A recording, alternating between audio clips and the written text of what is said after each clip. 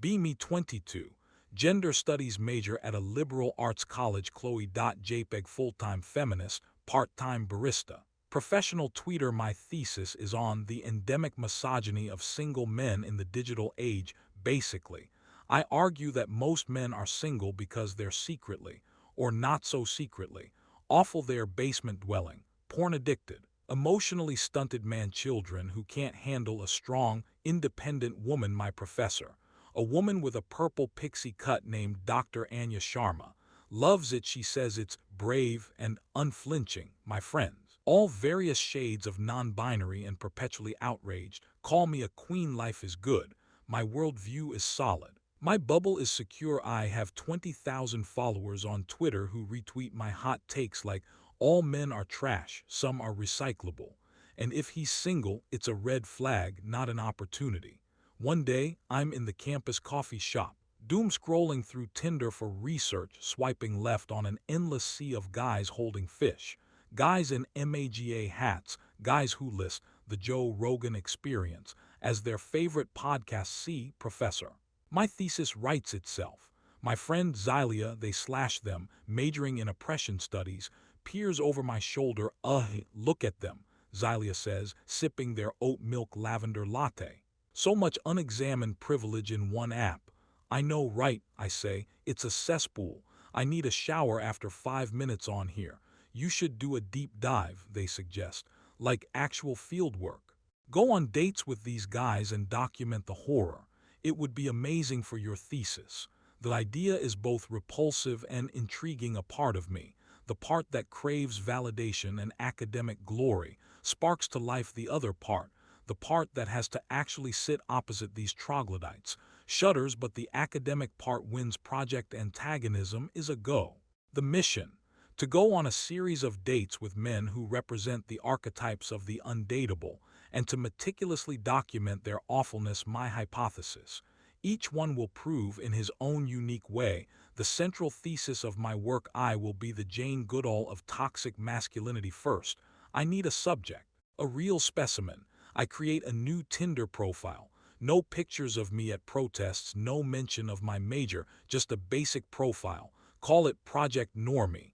I match with a guy named Mike, 25. His profile is a goldmine of red flags. One picture of him in a poorly lit room, wearing a stained hoodie, headphones around his neck. You can almost smell the stale pizza. His bio: neat, aspiring streamer. I like video, anime, and staying inside. 6 zone, since apparently that matters. Neat, not in education, employment, or training. The absolute pinnacle of the manchild archetype. Perfect. We chat for a bit. His texts are short, grammatically lazy. Me: hey, what's up? Mike: NM, just chillin'. Me: cool, what do you like to do for fun? Mike: game. It's like talking to a brick wall. A lazy, uninspired brick wall. I suggest we meet up. He seems surprised but agrees. He suggests a local comic book store. Of course he does. This is going to be painfully easy. D-Day, I put on my approachable girl costume. A floral dress, a bit of makeup. I want him to be comfortable, to let his true self shine through in all its awfulness. I walk into the comic shop. It smells of old paper and anxiety. I see him in the corner, looking at Funko Pops. He's taller than I expected, but otherwise he's exactly as advertised. He's wearing the same hoodie from his profile picture. Oh God, I hope it's been washed. He sees me and gives a small, awkward wave. Hey, I say, forcing a smile. Chloe, Mike, he mumbles, not making eye contact. We wander around the store for a bit. The silence is deafening. I try to start a conversation. So, you're into comics? I ask, gesturing to the walls of colorful books. Yeah, he says, picking up a Batman figure. Mostly manga now. Oh, cool, any favorites? Berserk. Another long, awkward silence. My internal monologue is already writing the chapter for my thesis. Subject A: Mike displayed a profound lack of social skills, indicative of a life lived primarily through screens. His conversational abilities were stunted, limited to monosyllabic answers that placed the entire burden of social interaction on his female companion. This is a classic tactic of passive-aggressive misogyny, forcing the woman to perform emotional labor. I decide to press a little, to really get the data I need. So your profile says you're a NEET, I ask, trying to sound casual. He flinches just a little, puts the Batman figure back on the shelf. Yeah, he says, his voice quiet. What's that like? I ask. I mean, what do you do all day? Here it comes. The confession of a lazy, degenerate lifestyle. I get my phone ready to take notes in the bathroom. He hesitates for a long time. He looks at the floor, at the ceiling, anywhere but at me. I take care of my mom, he says finally. Wait, what? That's not in the script. I'm taken aback. Oh, is she sick? He nods. Miss It's gotten pretty bad the last few years. She's bedridden. He finally looks at me, and for the first time I see something other than social awkwardness in his eyes. There's a deep, profound exhaustion. She was a nurse, he continues, his voice a little stronger now. Worked double shifts my whole life to raise me and my sister. When she got diagnosed, my sister, she has a family, a career. She lives in another state. So, he shrugs, it's just me. My brain short circuits. Thesis CXC has encountered a fatal error. So, the streaming, the gaming, I ask, my voice barely a whisper. It's what I do at night, he says, after she's asleep. It's the only time I have for myself. I try to make a little money from it, but it's not much. The disability checks, they don't cover everything. He tells me about his daily routine. Waking up at 6 a.m. to help his mom with her morning routine. Changing her, bathing her, feeding her. The endless cycle of medications, doctor's appointments, physical therapy. The crushing weight of the medical bills. The loneliness. I don't get out much, he says with a sad smile. This is the first date I've been on in 3 years, I think. I just put that neat thing in my bio because it's easier than explaining all this. It weeds people out. It certainly weeded me in, but for all the wrong reasons. We stand there in silence for a minute. I feel like the world's biggest asshole. My carefully constructed archetype, the lazy, basement-dwelling man-child, has just been obliterated by a reality that is far more complex and heartbreaking than my simplistic ideology could ever accommodate. He's not single because he's a misogynist. He's single because he's a caregiver. He's single because he sacrificed his own life to care for the woman who gave him his. I buy a comic just to have an excuse to leave. I tell him it was nice to meet him. You too, he says, and he sounds like he means it. I walk out of the store and take a deep breath of the cool evening air. My thesis is in ruins, and for some reason I don't care. I go home and delete the first chapter of my thesis. Project Antagonism needs a new subject, a different archetype. This time I'm going for the gym bro, the arrogant, muscle-bound peacock. His name is Chad. No, seriously. His name is Chad. His profile is a shrine to his own biceps. Mirror selfies at the gym, pictures of him on a boat with a beer, a photo of his ridiculously expensive car. His bio: work hard, play harder. Just looking for a good time. No drama. 5'11", 6 on a good day. He messages me first. Hey beautiful, you work out. Ugh, we agree to meet at a trendy, overpriced smoothie bar. He probably owns stock in the place. I prepare myself for an evening of relentless flexing, stories about his gains, and thinly veiled insults about my own body. I walk in and see him at a table. He's even bigger in person. A mountain of muscle in a tight-fitting V-neck shirt. He stands up to greet me. Chloe, right, you look even better than your pictures. He winks. I fight the urge to roll my eyes into the back of my skull. The conversation is exactly as I expected. He talks about his workout routine, his diet, his car, his promotion at his dad's company. It's a masterclass in male narcissism. My thesis is back on track. But then something weird happens. He asks me about myself, and he actually listens. I tell him about my studies, bracing myself for a condescending remark about useless degrees. Instead, he says, "That's cool. So you're like super smart." I notice he has a slight stutter. It's barely perceptible, but it's there. He tries to cover it up by talking fast and loud. I decide to poke the bear. So what's with all this? I ask, gesturing to his massive arms. He looks confused. What do you mean? The muscles, the gym selfies. It seems a little performative. I'm expecting him to get defensive, to call me a hater. Instead, he looks down at his smoothie. A shadow passes over his face. I used to be fat, he says quietly. Come again. Like, really fat. 300 pounds in high school. They called me Chad the Impaler because of how my stomach hung over my belt. He pulls out his phone and shows me a picture. It's him, but it's not him. A round-faced, sad-eyed kid with a pained smile. I got bullied, he says. Relentlessly, every single day. It was hell.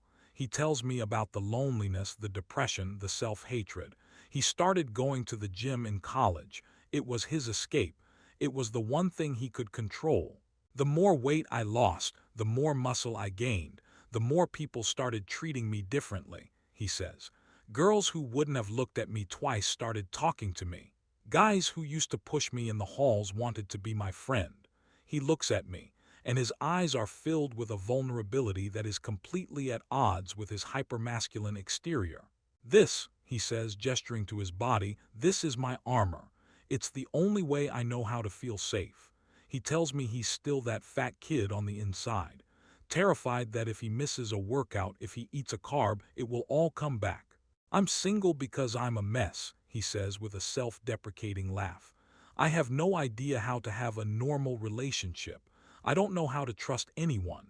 I'm always waiting for them to see the fat kid I used to be and run away. My arrogant peacock is a scared little boy in a superhero costume. My thesis is not just in ruins, it's a smoldering crater. These men, these archetypes of toxic masculinity, they're not villains. They're just people with stories, with pain. We finish our smoothies. He walks me to my car. Hey, he says, I know I probably came on a little strong. I'm sorry, I'm not good at this. It's okay, I say, I get it. And I do, I really do. I drive home in a daze. My entire worldview has been shaken to its core. My thesis, the foundation of my academic career, is built on a lie. A simplistic, two-dimensional caricature of men that ignores the complex realities of their lives. I think about Mike, the caregiver. I think about Chad, the formerly obese kid. Who else have I misjudged?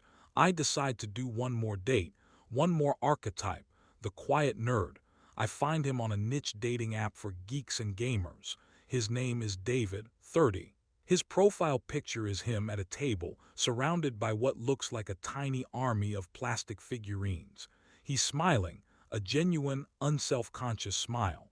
His bio is long and detailed. He talks about his love for Warhammer 40,000, his job as a software engineer, his 2 cats, and his passion for baking. He seems nice, almost too nice. We agree to meet at a quiet pub. He's there when I arrive, sitting in a booth, reading a book. He's normal. He's wearing a button-down shirt and jeans. He has kind eyes. He stands up to shake my hand. Chloe, it's great to meet you. The conversation flows easily. He's smart, he's funny, he's passionate about his hobbies.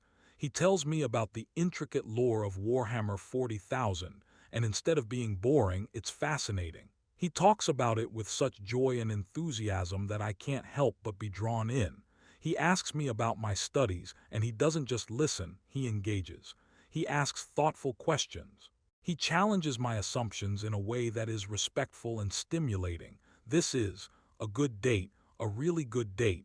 I'm starting to wonder why a guy like him is single. He's a catch. So I ask him. You seem like a great guy, I say. I'm surprised you're single. He sighs, takes a sip of his beer. It's the plastic army men, isn't it? He says with a wry smile.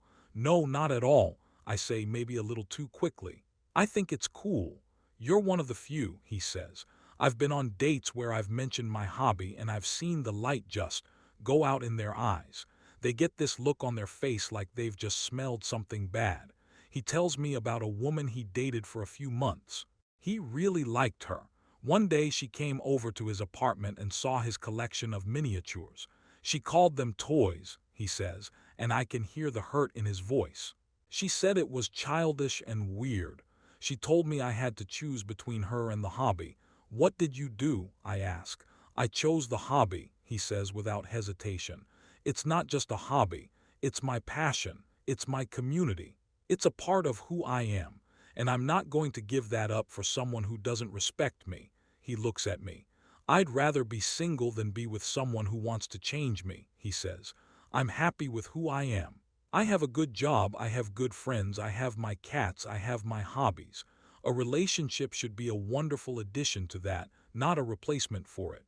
And that's when it hits me. The final fatal blow to my thesis. He's not single because there's something wrong with him. He's single because he's emotionally healthy. He's single because he has standards. He's single because he has a life that he loves, and he's not willing to compromise his happiness for the sake of being in a relationship. He's not a victim. He's not a monster. He's just a man, a good man. The date ends. He walks me to the bus stop. I had a really nice time, he says. Me too, I say, and I mean it. He asks for a second date. I say yes. I go home and I don't just delete my thesis. I burn it. I perform a small, symbolic ceremony in my backyard. I watch the flames consume the pages of my arrogant, ignorant assumptions. The next day, I go to Dr. Sharma's office. I tell her I'm changing my thesis topic. To what? She asks, her purple eyebrows raised.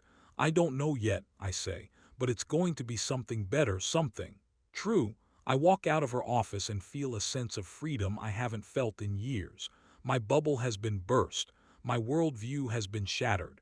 And it's the best thing that's ever happened to me. I'm still a feminist. But my feminism is different now.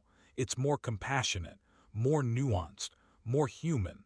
I realize that the world is not a simple binary of oppressed and oppressor. It's a complex tapestry of individual stories, individual struggles, individual joys. And men, they're not the enemy. They're just the other half of the story, and I'm finally ready to listen. P.S. David and I have been dating for 6 months now. He's teaching me how to paint miniatures. I'm terrible at it, but I love it. He's the kindest, most supportive partner I've ever had. My friends don't get it. Xylia says I have internalized misogyny. I don't care. I'm happy. And for the first time in a long time, I'm not angry. Turns out, men aren't single because they're trash. Some of them are single because they're caregivers. Some of them are single because they're healing from old wounds. And some of them are single because they're waiting for someone who's worth giving up their happy, fulfilling single life for. My feminism has been updated, and my life is so much better for it.